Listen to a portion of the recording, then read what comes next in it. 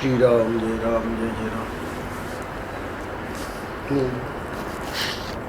श्री राम जय राम श्री राम जय राम श्री राम जय राम श्री राम जय राम। आनंद दिवस रत्नाकर 3 अप्रैल। पृष्ठ है दृग्दृश्य विवेक महर्षि के प्रवचन हुए। ये जो है दृग्दृश्य विवेक रचना तो है भगवान भाष्यकार भगवान शंकराचार्य जी महाराज की, और इन श्लोकों पर महर्षि ने जो प्रवचन किए थे वो ग्रंथ रूप में प्रकट हुआ था दृग्दृश्य विवेक। उसी ग्रंथ में से 65-66 ये प्रसंग महर्षि ने सुनाया। तो आज का शीर्षक है हमारी रुचि का तो सवाल ही नहीं है। 3 अप्रैल के पृष्ठ में मुख्य बात ये समझनी है कि अभी पृष्ठ तो हम लोग पढ़ेंगे कि शायद पिछले महीने 23 तारीख को आया था सद्गुरु और शिष्य। तो सद्गुरु और शिष्य वो भी महर्षि का एक लेख था, और उसमें बहुत महत्वपूर्ण बात महर्षि ने ये बताई थी कि शिष्य की जो पूर्णता है वो सद्गुरु के संतोष में है। गुरु के संतोष में ही शिष्य की पूर्णता है। तो ये जो महाराज जी ने एक बात कही उस लेख में, वो बहुत समझने लायक है, क्योंकि शिष्य की पूर्णता, हर शिष्य चाहता है कि हमारे में वो शांति और पूर्णता का, या अंग्रेजी में कहते हैं संतोष, कंटेंटमेंट। तो वो जो कंटेंट वाला जो भाव, संतोष का जो भाव है, तो वो भाव तो शिष्य चाह रहा है, पर महर्षि यहाँ कह रहे हैं कि गुरु के संतोष में ही शिष्य की पूर्णता है। यानी अगर हम गुरु को संतुष्ट नहीं कर पाए तो अभी शिष्य की जो है वो पूर्णता नहीं मानी जाती। तो इसी संदर्भ में अगर आज का पृष्ठ हम देखें तो हम देखेंगे कि इस प्रकार का अगर शिष्य मिले जो आज का पृष्ठ है, तो गुरु संतुष्ट ही हो जाएंगे। कैसे? आपने वह कथा सुनी होगी, शीर्षक है आज का हमारी रुचि का तो सवाल ही नहीं है। तो महर्षि कह रहे हैं कि आपने वह कथा सुनी होगी। कौन सी कथा? बोले एक गुरु के 2 शिष्य थे। एक तो उनका स्वयं का बेटा ही था, सद्गृहस्थ थे गुरुजी, और एक चेला था। तो गुरुजी ने बेटे से और चेले से कहा, है ना, तो बेटा भी शिष्य ही था, कि तुम लोग एक एक चबूतरा बनाओ। यानी दोनों शिष्यों को कहा, और अलग अलग चबूतरा बनाने के लिए कहा, तुम एक एक चबूतरा बनाओ। तो कभी हम इस पे, है ना, तुम्हारे वाले चबूतरे पे बैठ के भजन करेंगे, कभी, है ना, इसके वाले, तो दोनों बनाओ एक एक चबूतरा। जगह बता दी यहाँ पे बनाना है। तो महर्षि कह रहे हैं कि जब दिन भर उन लोगों ने बनाया, तो शाम को आकर गुरुजी ने कहा कि नहीं, जैसा हम चाह रहे थे वो नहीं बना, ठीक नहीं बना। बोले इसको तो फिर से, मतलब ईंटें सब निकाल लो, तो ईंटें तो वही वापस काम में लेनी है, तो इसको तो तोड़ दो। तो फिर दूसरे दिन फिर उनको कहा कि बनाओ दूसरा, मतलब इस प्रकार से बनाओ जैसा हम चाह रहे हैं। तो दूसरे दिन बनाया दोनों ने। तो दूसरे दिन फिर लगा दोनों को कि भाई अब तो पास हो जाएगा, तो बोले ठीक नहीं है। फिर तोड़ा गया, फिर तीसरे दिन बना, बोले ठीक नहीं है। तो अब ऐसी तो कोई बड़ी, मतलब जो कमी बताते थे वो तो ठीक कर लेते थे ऊपर, और कोई नई कमी बता देते थे। तो बेटा परेशान हो गया। बेटे ने कहा, पिताजी आपको तो हमारा बनाया हुआ चबूतरा कभी पसंद नहीं आएगा, तो अब हम नहीं बनाएंगे। मतलब 2 वैसे ही बनने वाले हैं, वो आपका शिष्य बनावे तो बनावे, उसमें भजन करना, हम तो विड्रॉ करते हैं, है ना। तो इन्होंने, बेटे जी ने, थे तो शिष्य ही गुरु के, पर इन्होंने कह दिया कि हम नहीं बनाएंगे। वो चेले ने बनाया। चेले ने कुछ कहा ही नहीं गुरु जी को कि भाई हम नहीं बनाएंगे। तो गुरुजी ने चेले से पूछा कि जब तुम्हारा बनाया हुआ चबूतरा हमें पसंद नहीं आता है तो तुमने फिर क्यों बनाया? क्योंकि दूसरा चेला जो यानी हमारा बेटा, उसने तो मना कर दिया, पर मैं देख रहा हूँ कि तुमने तो फिर भी बनाया। तो चौथे दिन कहा कि तुमने फिर क्यों बनाया? तो वो शिष्य जो था वो पहुँचा हुआ था, गुरु की पूर्ण कृपा, उसने कहा कि महाराज आपने कहा बनाओ तो मैंने बनाया। तो गुरुजी बोले लेकिन मैंने तो तुम्हारा बनाया हुआ कई बार नापसंद किया। अरे भाई 3 बार तो हमने रिजेक्ट ही कर दिया, तो मतलब तुम्हारे मन में कोई प्रश्न तो आना चाहिए था ना। चेले ने कहा कि नापसंद कर दिया तो क्या हुआ? तो गुरुजी बोले कि मैंने तो तुम्हारा बनाया हुआ कई बार नापसंद किया। बोले नापसंद कर दिया तो क्या हुआ? चेले का देखिए जवाब, हमको जिंदगी भर आपकी आज्ञा का ही तो पालन करना है। हम तो क्या है, बिना दाम के गुलाम है ना, आपके दास हैं हम। तो हमको तो ज़िंदगी भर बस और तो कोई दूसरा हमारा काम नहीं है, आपकी आज्ञा जो भी होगी वो पालन करना है। अच्छा, तो जो गुरुजी ने कहा कि तुम्हारा बनाया हुआ कई बार नापसंद किया है ना, तो ये कहता है कि ठीक है आपने नापसंद किया तो समझो कि हम चबूतरा नहीं बनाते। हम कह देते भाई आपको पसंद नहीं आता है, हम नहीं बनाएंगे, तो हम चबूतरा नहीं बनाते। तो आप कहते कोई बात नहीं, दूसरी जो सेवा है लकड़ी चीर के ले आओ है ना, या दीवार बनाओ है ना, दूसरा जो मकान बन रहा है उसकी दीवार तुम उसमें भी लग जाओ, तो या एक बोझ गेहूं का लेकर आओ। तो आपकी आज्ञा के अनुसार कोई न कोई परिश्रम तो करते। तिब्बत के कोई बड़े प्रसिद्ध मिलारेपा करके उनकी पुस्तक निकली है, यानी इतना ज़बरदस्त गुरु शिष्य का मिलारेपा का वो है प्रकरण कि बड़ी विश्व प्रसिद्ध पुस्तक है वो। तो हमने पढ़ी उसको।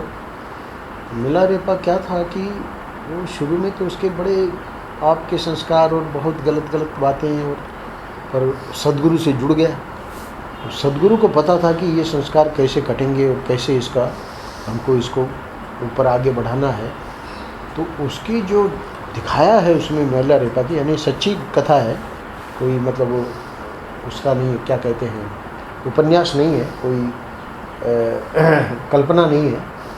तो मिलारेपा का अब वो गुरु पत्नी थी और गुरु थे, और इतना उसने गुरु ने उसको परेशान किया, ये बनाओ, बनाया उसने, फिर तोड़वाया, और बड़ा उसको क्रोध और उस पर गालियाँ और मारना भी, और वो कुछ नहीं कहता था, वो बस चुपचाप सह लेता था। और गुरु माता के पास जब आता तो गुरु माता को बड़ी दया आती उसके ऊपर।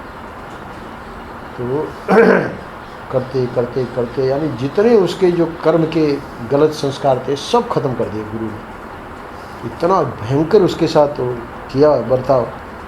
तो कह रहे हैं कि भाई आप, हम चबूतरा नहीं बनाते, तो आप कहते लकड़ी चीर के ले आओ, या दीवार बनाओ, या वो एक बोझा गेहूं ले आओ।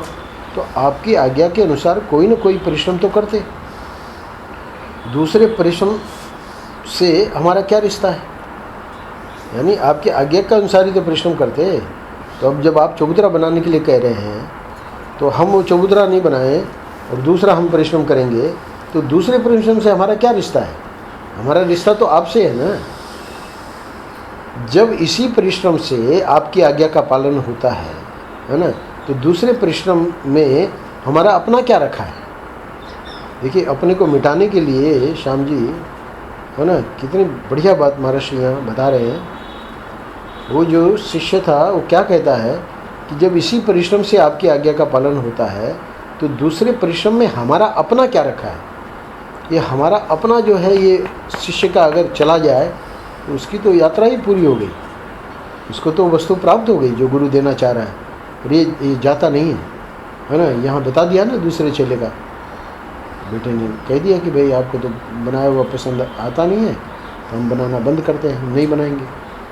और इधर देखिए इसकी क्या यानी भावना है, ये कितनी ज़बरदस्त भावना होनी चाहिए। दूसरे प्रश्न में हमारा अपना क्या रखा है। हम तो जिंदगी भर रोज चबूतरा बनावेंगे और शाम को आप कहेंगे तो तोड़ देंगे। वाह। और जिंदगी भर रोज चबूतरा बनावेंगे और शाम को आप कहेंगे तो तोड़ देंगे। उसमें हमारी रुचि का तो सवाल ही नहीं है। तो वो जो गुरुजी ने प्रश्न किया कि मैंने तो तुम्हारा बनाया हुआ कई बार नापसंद किया है ना, तब इसने कहा कि इसमें हमारी रुचि का तो सवाल ही नहीं है। क्या हम अपने भोग के लिए बनाते हैं? यानी एक एक पंक्ति उसकी शिष्य की वो ध्यान देने लायक है कि हमारा हमेशा जब तक हम भोक्ता ये क्यों महाराज लिख रहे हैं, जब तक हम भोक्ता बने रहेंगे। इसलिए एक बार आप लोगों ने देखा होगा महाराज की जो आनंद सत्संग पत्रक आते हैं उसमें एक बार बहुत ज़बरदस्त आया था कि उड़िया बाबा जी महाराज ने, उड़िया बाबा जी महाराज का नाम नहीं दिया था, तो अन्यत्र महाराज ने बता रखा है कि उड़िया बाबा जी महाराज ने ही ये बात हमको बताई कि जीव ही भोक्ता होता है ना। ये जो मानना कि भाई ईश्वर हमारा भोग करते हैं, है ना, हम तो ईश्वर के सामने मतलब जैसे ईश्वर हमको चलाए चले, तो वहाँ महर्षि कहते हैं कि ईश्वर भोक्ता होता ही नहीं है, जीव ही ईश्वर का भोक्ता होता है। तो वहाँ पर भी देखिए यहाँ क्या कह रहा है, वो कह रहे हैं कि उसमें हमारी रुचि का तो सवाल ही नहीं है। क्या हम अपने भोग के लिए बनाते हैं? तो ये क्या है? ये समर्पण है। वो क्या थी? वो वेदांत दृष्टि थी। वेदांत दृष्टि में क्या है कि जीव यानी जो चैतन्य है, तो उस चैतन्य का ज्ञान कब होगा? जब ये पूर्ण समर्पण होगा, उसके बाद की वो कथा है। तो पूर्ण समर्पण में ये जो व्यक्ति है उसका पूरा निषेध हो गया। तो जब निषेध हो गया तो अब क्या बचा? चैतन्य बचा। तो चैतन्य तो एक ही होता है। तो इसलिए उड़िया बाबा को कहना पड़ा कि ये तुमने जो निरूपण किया है ना कि ईश्वर हमारा भोग करता है, तो जीव ही भोगता होता है, तो ये समर्पण के आगे की बात है। यानी वो जो चैतन्य है वो अद्वितीय है, उसको समझाने के लिए वो पृष्ठ था। पर उसके पूर्व जो है ये भाव जब तक नहीं आएगा तब तक वेदांत में प्रवेश नहीं है। क्या कि क्या हम अपने भोग के लिए बनाते हैं? तो ये अपना जो है वो बिल्कुल समाप्त हो जाना चाहिए। इसलिए उसके पहले भी एक वाक्य आया है, दूसरे परिश्रम में हमारा अपना क्या रखा है। तो इस शिष्य के इन वाक्यों द्वारा स्पष्ट समझ में आ रहा है कि इसका पूर्ण समर्पण है। तो इस पूर्ण समर्पण में ही ये विशेषता आती है, और वो ही दिखाने के लिए ये पूरा का पूरा आज का पृष्ठ है। तो कह रहे हैं कि अब महर्षि अंतिम पैराग्राफ में कह रहे हैं कि ये जो कर्म होते हैं उनमें जब तुम आग्रह करोगे कि यह करेंगे और यह नहीं करेंगे तो तुमको दुख होगा। आपके गुरुजी की घटना एक याद आ गई, मैं सुना देता हूँ। तो कोई कार्य था और उन्होंने कहा कि तुम फ़ोन करके बताओ उनको। हमको वो जो कार्य था वो कम जचा, क्योंकि हमारे सदगुरु तो महाराज ही है ना, वो तो गुरु भाई है। तो गुरु भाई होने के कारण हमारा तो वैसा उस प्रकार का था कि भाई मना कर दे तो कर सकते हैं। हमको वो बात कम जची। हमने कहा कि भाई हम तो फ़ोन नहीं करेंगे, है ना। तो हम वो ऑफिस की चाबी अभी रखते थे अपने पास जिसमें, तो बोले कोई बात नहीं, दे दो चाबी हमको। हमने चाबी दे दी, चाबी रख लिया। वो चाबी क्या, उसमें ही सब हमारा लिखना पढ़ना और सब उसी में होता था, है ना। तो चाबी दे दी, क्योंकि हम अपने सिद्धांत के हिसाब से हम सोच रहे थे कि भाई ऐसा क्यों हम पर दबाव डाल रहे, हमने मना कर दिया। तो यहाँ क्या कह रहे हैं कि ये जो कर्म होते हैं उनमें जब तुम आग्रह करोगे कि यह करेंगे ये नहीं करेंगे तो तुमको दुख होगा। दुख क्या होगा कि अब भले हम गुरु भाई हैं, पर दुख क्या था कि भाई सब चीज़ें तो हमारी इधर ही है, और चाबी उन्होंने रख ली, और वो थोड़ी बुला रहे कि भाई ले लो चाबी। वो तो पूरे तो ये क्या है कि इसीलिए देखिए ना, ये ऊपर बताया उसने, बेटे ने मना कर दिया कि भाई आपको पसंद तो आता नहीं है, हम नहीं करेंगे, है ना, हम नहीं बनाएंगे। तो इसीलिए अब ये आखिर में सिद्धांत की बात बता रहे हैं। सिद्धांत का मतलब समर्पण का सिद्धांत पहले और फिर वेदांत सिद्धांत। तो पहले समर्पण सिद्धांत में क्या है कि ये जो कर्म होते हैं उनमें जब तुम आग्रह करोगे कि यह करेंगे यह नहीं करेंगे तो तुमको दुख होगा। जब आग्रह करोगे कि यह चीज़ हमारे पास रहे और ये चीज़ हमारे पास ना रहे तो तुमको दुख होगा। जब सोचोगे कि हमको एक किस्म का मज़ा मिले, यदि यह सोचोगे कि रोज़ हमको नमकीन ही मिले, मीठा न मिले, अथवा मिठाई मिले नमकीन न मिले, तो तुमको दुख होगा। यदि तुम सोचो कि ज़िंदगी भर तुम्हारी औरत जवान ही रहे तो यह सुख तुमको मिल सकता है कभी?